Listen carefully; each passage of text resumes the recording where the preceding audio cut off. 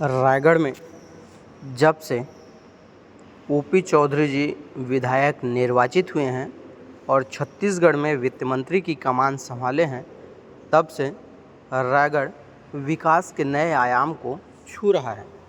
इसी तारतम्य में आज लगभग 200 करोड़ के विकास कार्यों की स्वीकृति एवं भूमि पूजन के लिए रायगढ़ में ओपी चौधरी जी का आगमन हुआ था। लेकिन सबसे बड़े आश्चर्य की बात है कि छत्तीसगढ़ के इतने बड़े मंत्री जिनके हाथ में वित्तीय प्रभार है और इनकी इस सभा में 100 लोगों की भी भीड़ ना आ पाना कहीं ना कहीं संदेह व्यक्त करता है कि कहीं यह ओपी चौधरी जी की गिरती लोकप्रियता का प्रतीक तो नहीं है। और अगर जब ऐसा नहीं होता तो कहीं ना कहीं यहाँ पर जो कुर्सियाँ थी यह फुल होनी चाहिए, क्योंकि जितना विकास कार्य अभी वर्तमान में रायगढ़ में हो रहा है उतना शायद ही कभी किसी ज़माने में हुआ होगा। लेकिन यह बड़े ही दुर्भाग्य की बात है कि ओपी जैसे इतने बड़े मंत्री के कार्यक्रम में 100 लोगों की भी भीड़ न जुट पाना सवालिया निशान खड़ा करता है। क्या शासन प्रशासन से रायगढ़ की जनता नाखुश है? सवाल यही उत्पन्न होता है, क्योंकि देखा जा सकता है, आप अपने से देख सकते हैं कि यह कुर्सियाँ पूरी खाली पड़ी हैं और जो भरी हैं उसमें कहीं न कहीं निगम के कर्मचारी एवं अधिकारी हैं। और ऐसे में सामान्य नागरिक, कुछ ही गिने चुने लोग दिख रहे हैं जो भी सामाजिक कार्यक्रम में आए हैं, क्योंकि उनके समाज की मूर्ति का भूमि पूजन आज किया जाना है। हर नेता यही चाहता है कि मैं हमेशा मंच पर बैठूं और पहली पंक्ति पर बैठूं। ऐसा ही आज इस कार्यक्रम में भी देखने को मिला, जहां नेता बैठने के चक्कर में पूरी सीट फुल कर चुके थे और रायगढ़ के मुखिया, कलेक्टर एवं पुलिस अधीक्षक महोदय मंच के नीचे ही विराजमान थे। अब सवाल यह उठता है कि क्या कुर्सी के चक्कर में बड़ों और छोटों का मान सम्मान भी भुला दिया जाएगा? क्योंकि अगर देखा भी जाए तो कलेक्टर साहब और एसपी साहब पद में तो बड़े ही हैं, प्रोटोकॉल में भी बड़े हैं। उस हिसाब से कलेक्टर और एसपी साहब को भी पहली पंक्ति पर बैठना चाहिए, लेकिन जब ऊपर पहुँचे तो भी खसकते हुए देखा गया। एडजस्ट करके कलेक्टर साहब और एसपी साहब को आखिरकार मंच पर बैठना पड़ा। अब ऐसे में सवाल यही उत्पन्न होता है कि क्या कुर्सी के लालची लोग पुलिस अधीक्षक एवं कलेक्टर का भी मान सम्मान भूल चुके हैं? कलेक्टर और एसपी साहब के मंच पर विराजमान होने के बाद बड़ी फूल से ओपी चौधरी जी का स्वागत कलार समाज के द्वारा किया गया। इस कार्यक्रम में भारी अव्यवस्थाएं देखी गईं। एक तरफ जहां मंच पर बैठने की होड़ मची हुई थी, वहीं दूसरी ओर समाज के लोगों को ही बैठने तक की जगह नहीं थी। देखा जा सकता है कि ओपी जी खुद बोल रहे हैं कि समाज की इन प्रमुख महिलाओं को मंच पर बैठाना है, लेकिन जगह नहीं होने के कारण फिर पीछे से कुर्सियां मंगा के सामने रखी गई। अब सवाल यह उठता है कि आखिर मंच पर बैठने की होड़ क्यों? इसमें सबसे बड़ी बात यह है कि इस वार्ड के जो पार्षद हैं उन्हें भी अंतिम पंक्ति के लाइन पर बैठाया गया। कहीं न कहीं ऐसा करके इस वार्ड के पार्षद के कांग्रेसी होने के नाते उसके साथ भेदभाव की स्थिति को दिखाया गया है। अब सवाल यह उठता है कि क्या कांग्रेस पार्टी का जनप्रतिनिधि होना गुनाह है? क्या जनता ने जिन्हें चुना है उन्हें भाजपा सरकार नीचा दिखाना चाह रही है? क्योंकि इस वार्ड के पार्षद को ही नज़रअंदाज करते देखा गया है। मंच पर लास्ट की पंक्ति पर उन्हें बैठाया गया और ना ही बैठाया गया, कई बार उन्हें आमंत्रित भी नहीं किया गया, ना तो उद्बोधन के लिए ना ही किसी प्रकार के कार्यों के लिए। इस वार्ड की जनता का भी एक ही कहना था कि आखिर इस वार्ड के पार्षद के साथ ऐसा दुर्व्यवहार क्यों किया जा रहा है। मैया की सहस्त्र बाहु भगवान की, भगवान सहस्त्र बाहु की जय जोहार, जय जोहार।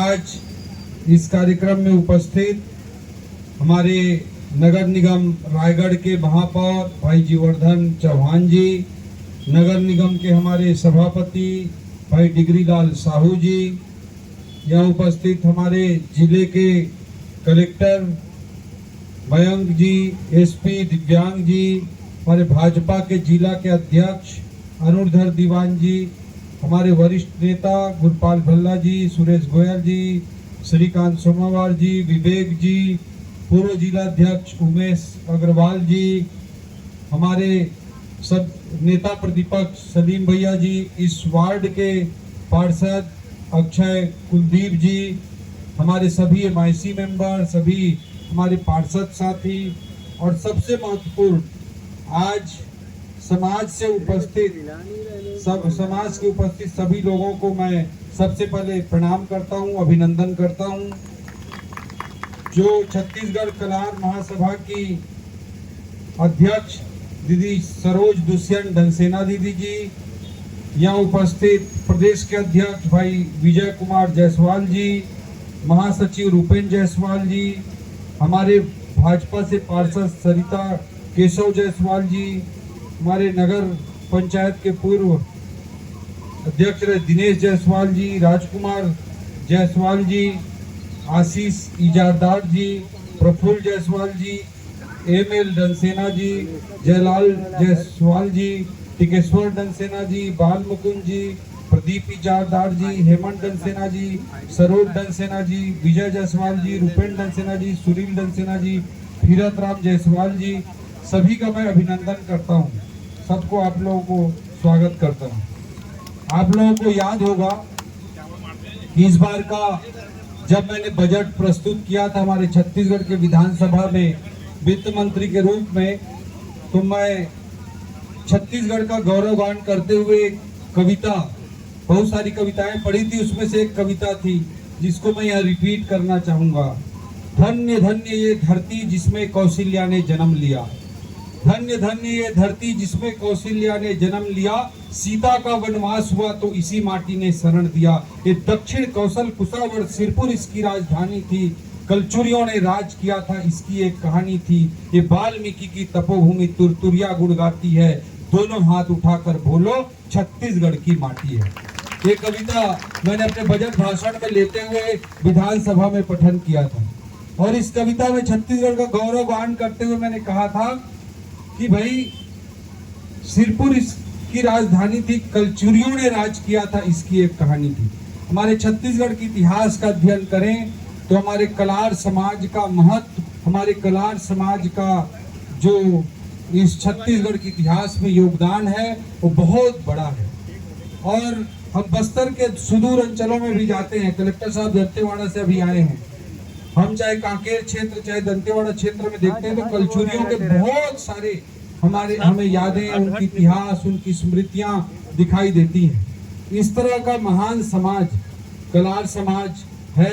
ऐसे समाज को मैं नंदन वंदन और अभिनंदन करता हूं, जिसने छत्तीसगढ़ के इतिहास में बहुत बड़ा योगदान दिया है और उनके इतिहास के योगदान को आज महिमा मंडित करना, उसका गौरवगान करना हम सब की जिम्मेदारी है।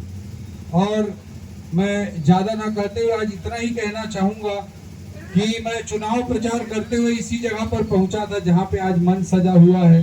मेरे साथ हमारे भारतीय जनता पार्टी के सभी वरिष्ठ जन थे। आशीष भाई कहाँ हैं, दिख रहे हैं? अरे आशीष भाई भी थे हमारे बीच में और पंकज भैया भी थे, जहाँ तक मुझे याद आ रहा है सब लोग थे और विवेक भैया भी थे शायद उस दिन। और यहाँ पे मुझे कलार समाज की दीदियों ने, सब लोगों ने आकर मेरा अभिनंदन किया था, मेरे को आरती किया था और एक घर में लेकर गए थे, पास में एक दीदी के घर में। किसके घर में लेकर गए? यही बगल में है ना? अच्छा हाँ, इस दीदी के घर में गए थे। क्या नाम है दीदी? तो राजकुमारी धनसेना दीदी के घर में लेके गए थे मेरे को। और उस दिन आप लोगों ने बोला था कि यहाँ पे ये सहस्त्रबाहु चौक के रूप में जाना जाता है, लेकिन सहस्त्रबाहु भगवान की प्रतिमा नहीं है, कोई यहाँ पे इस तरह का कोई स्मृति नहीं है, निशानी नहीं है।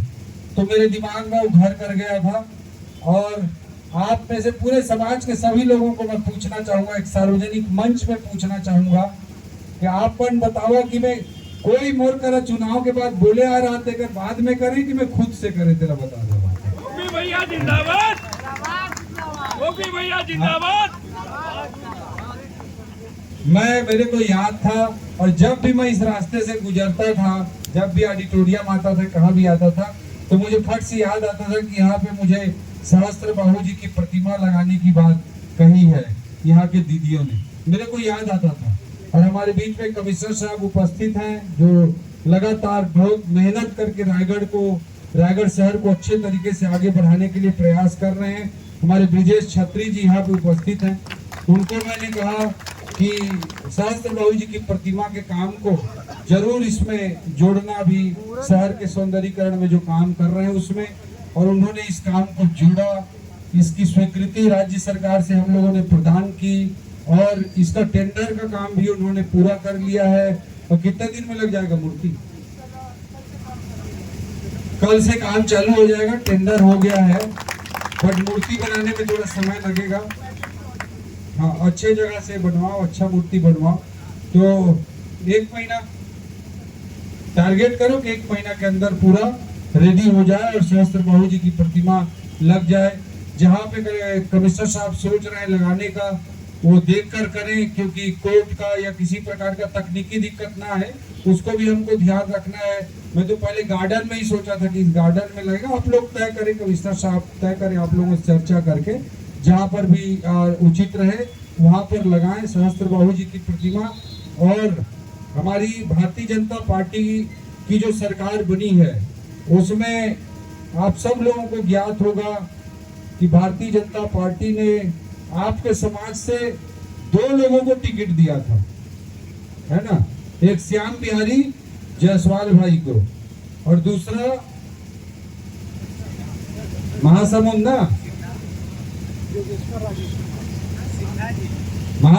यशवंत राजू सिन्हा, क्या लिखते हैं ना? योगेश्वर राजू सिन्हा।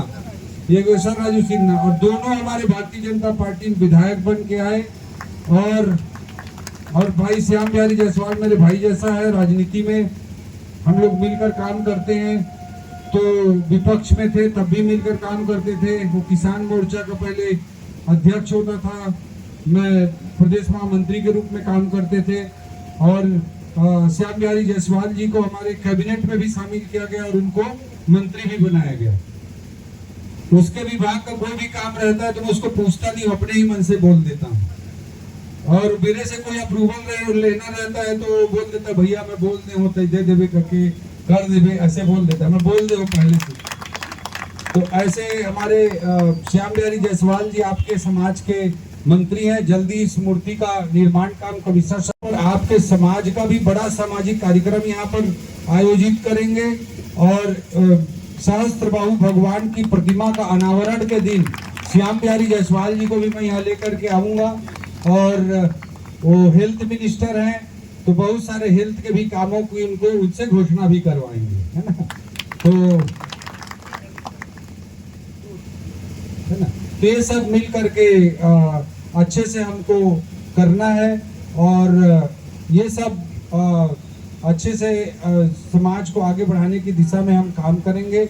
आप समाज की दृष्टि से आप लोगों की मैं देख रहा था कुछ मांगे हैं, बट मैं क्या मांग है क्या है वो मैं नहीं जानता। मैं हर समाज को, जो भी समाज मेरे पास आ रहा है भवन निर्माण की दृष्टि से या कुछ करने की दृष्टि से, मैं उसे 20 लाख रुपए अपने विधायक निधि से देता हूँ।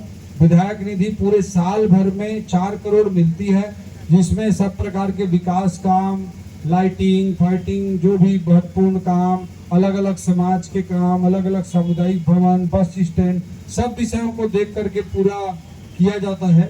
इन सारे चीजों को देख करके जाता है। उसके बावजूद भी जो भी समाज आता है मैं उसको 20 लाख रुपए का सहयोग देता हूं। आपके समाज के लिए भी 20 लाख रुपए से मेरे विधायक निधि से जो भी आप करना चाहें उस काम की स्वीकृति में 24 घंटे के अंदर दे दूंगा। आप लोग तय कर लीजिए क्या काम है। 20 लाख का मेरा कोटा है, उससे आप जो काम कराना चाहें उसको आप करा सकते हैं 20 लाख रुपए। तो ये सब मिल करके हम लोग आगे अच्छे तरीके से काम करते रहेंगे। और सभी समाज के गौरव को स्थापित करना हमारी राजनीति का हिस्सा है। हर समाज अपने इतिहास को याद करे, अपने इतिहास के गौरव को याद करे और अपने स्वाभिमान के बल पर आज प्रदेश और देश के विकास में अपनी सर्वोत्तम भूमिका निभाए। हर समाज को उनको उसकी ताकत का एहसास हो। ये हमारी राजनीति करने का तरीका है, हमारी राजनीति का हिस्सा है। और आप सभी लोग अपने पुरातन महत्वपूर्ण इतिहास को याद करते हुए अच्छे समाज के विकास में अच्छा योगदान करें। कलेक्ट्रेट के सामने के गार्डन को के लिए लगभग 1,60,00,000 रुपए की स्वीकृति शासन से प्राप्त हुई है। पंचतत्व गार्डन भी जल्द बनकर तैयार करें कमिश्नर साहब, और इस पूरे रायगढ़ को हमको विकास के नई ऊंचाई पर पहुंचाने के लिए समर्पित होकर के काम करना है। यही संकल्प लेते हुए मैं अपनी बात को समाप्त करता हूं। जय हिंद, जय भारत, जय छत्तीसगढ़। ये बताएंगे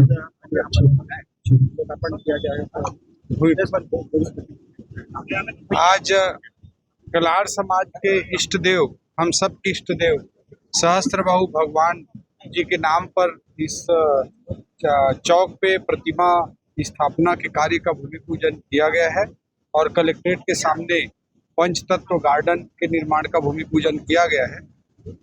कलार समाज का छत्तीसगढ़ के इतिहास में बड़ा योगदान रहा है।